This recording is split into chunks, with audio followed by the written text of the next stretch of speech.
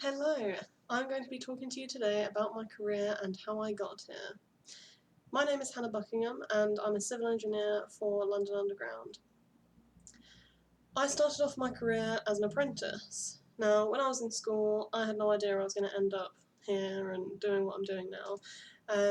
I actually wanted to be an architect, and I I didn't want to go to university and find out that I wasn't any good at it because I hadn't done it before. So I decided to look for something similar that had apprenticeships, and I came across civil engineering, which I hadn't really heard of before looking into it.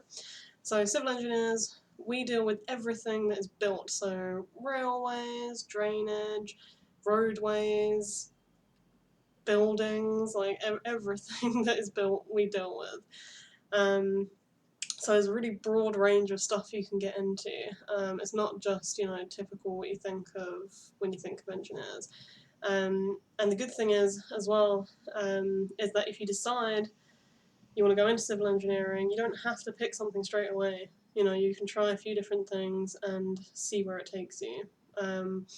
So I applied for an apprenticeship. I only required GCSEs to get my apprenticeship, but there are now degree apprenticeships as well, which weren't around really when I started, which was about 6 years ago, 7 years ago now. So my apprenticeship lasted for 3 years. The first year, I was in the apprentice workshop, and that I just learned loads of different engineering. So I learned electronics, electrical maintenance, bench work, which is working with drills and stuff like that. It was great fun. I haven't used an awful lot of it in my career, but it was still very useful to sort of get me in the frame of learning a practical skill.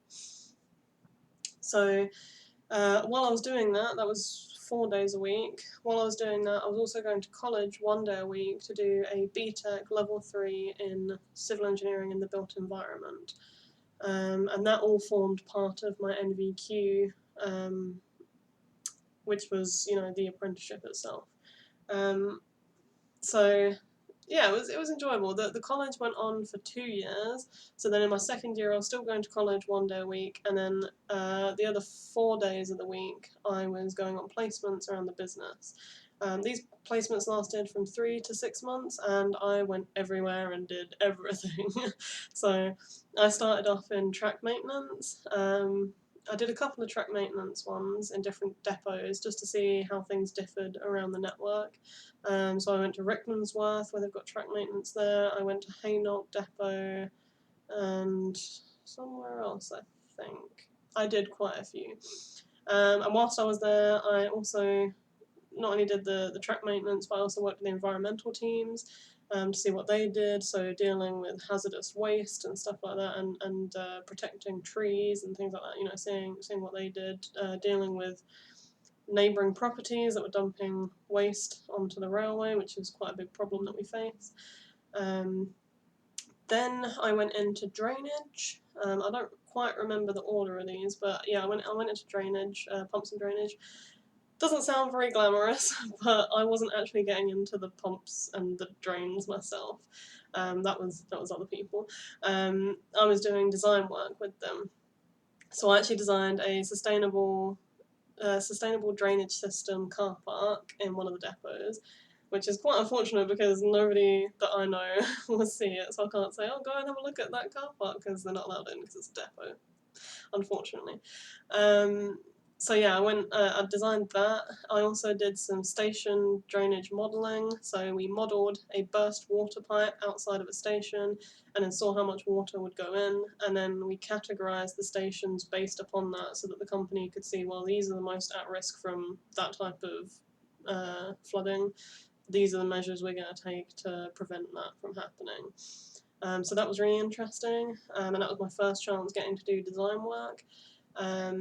I also went into SWIP, Station Works Improvement Programme. I don't think that part of the company is around anymore, but they did a lot of sort of changes and projects around the network. So they did a bridge replacement up near Moore Park, I believe. Then we did Hammersmith upgrade, so the Hammersmith and City line and the Circle line station. We made a bigger new entrance there. So my job, I was shadowing the project engineer. I followed her around, saw what she did, and helped out with the paperwork and snagging, which is when you go to site and you pick up on little faults that are different from what was specified in the beginning. So that was quite interesting, getting to see loads of different projects going on. And that thing, I could say to people, well, I had a hand in helping with that. So I could actually get people to go and look at it and say, look, I helped with that. So that's quite fun. And then finally, I did, I think, 2 placements actually with the company, or the part of the company that I'm working for now, which is the asset maintenance department. So with them, I did pretty much what I'm doing now. We go out and we look at bridges, structures, and earth structures, and we inspect them to make sure that they're in good condition. So if you ever see people in orange just standing about looking at things, might be one of me on my team. We go to stations, so I've been to loads of disused stations or disused parts of stations, which gets a little creepy, but it's quite interesting because you see all the old advertisements and stuff like that. We do bridges, as I mentioned before, earth structures, so if you're going on the railway, on the train, and you see any bits of earth going up or going down from the track, we go and look at those to make sure they're not going to slip or cause any damage to the railway. So yeah, we get out the office quite a lot. And then as well as doing the actual inspections and taking the pictures and writing the notes, we come back to the office, or at the moment working from home, and we write up the reports to say this is the state it is in, and this is the recommendation that I am making. So you might say, oh, this wall, it was a lot of jointing between the brickwork was missing, so we need to go out and repoint it. And then you'd estimate how much work needs to be done, and then that gets sent out to a team. They go out and do the work for us, and then in another 4 years, or however long the inspection frequency is, we'll go back out and have a look and say, oh yeah, they did it. Sometimes we do get notified when they do stuff, depends how big the defect was. And then our reports actually go to an inspection review engineer who is a chartered engineer, and they check it over to make sure that we haven't missed anything, or if they need any more pictures, clarifications, maybe they have a different recommendation because they have more experience than us, so they can tell us, no, actually I think it needs something slightly different. And I have my engineering technician with the Institute of Civil Engineers, so that means I'm recognised by the Institute of Civil Engineers as being good at what I do, and that's sort of the first rung on the ladder to chartership, which is where I'm heading eventually. At the moment, I'm studying part-time at university as well as working full-time, which has been interesting. There have been times when it has been very, very hectic, and yeah, it's definitely tested my time management skills, I can tell you that much. I'm in my 5th year out of 6, so next year is my dissertation year, which will be fun. And it's been really interesting because a lot of the stuff I'm doing at university I've kind of already done at work, or at least I've seen the groundwork, the building blocks. So the lecturer will introduce a subject, especially with the earth structures that we're doing, the geotechnics at university at the moment.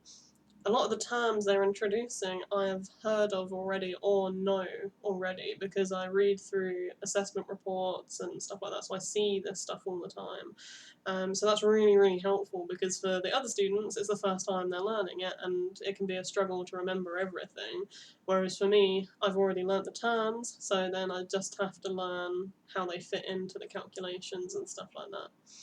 I definitely recommend an apprenticeship if you're unsure where you're going or what you want to do, because you get paid to do it, you get practical experience, and you usually get some kind of what they call it, like qualification at the end of it, certification, that sort of thing, which is really useful, because if you're like me and you're semi-academic or not academic at all, it's really handy to have that practical element to back it up. So you might go into the classroom and think, okay, so I'm learning this maths or whatever it is you're learning. How does this fit into what I'm going to do at work? Well, then you go into work and it fits into what you're doing. So it's really good to have that hand in hand, because when you go to university or college or whatever, you're studying in a classroom, and some of them don't have that practical element. Then, when you finished a couple of years later, you go into the workplace, you've kind of forgotten everything. You have to relearn it again. Whereas if you're doing it at the same time, they kind of mesh together really nicely, and you're using what you've learned so it sticks in your head better. And also, when you do an apprenticeship, if you do get a job with the company afterwards, they already have trained you how they want you to be, so you don't have to meet, well, you have to meet the same criteria, but you've already met them because the company that sets the criteria is the one that trained you, so you fit the bill exactly for what they're looking for. And you know people in the company, so you have a foot in the door there. And if you decide, actually, I don't want to be doing what I'm doing, if you've already got into the company, there's a much better opportunity for you to then move around within the company, try out different things, do secondments, which is where you work within the company but in a different part for a little while, or sometimes a different company for a little while to try it out. And if you're a good fit, sometimes you get the job and you move to that company or different part of the company. So I'd say, if you're struggling with what you want to do, maybe look for an apprenticeship that's a little bit more generalised, and then go from there. See how it goes. Because at the end of the day, even if you don't end up taking that as a career, at least you've got the foundation to use somewhere else. Yeah, I think that's everything I've got to say today. Thank you for listening, and I hope I was useful.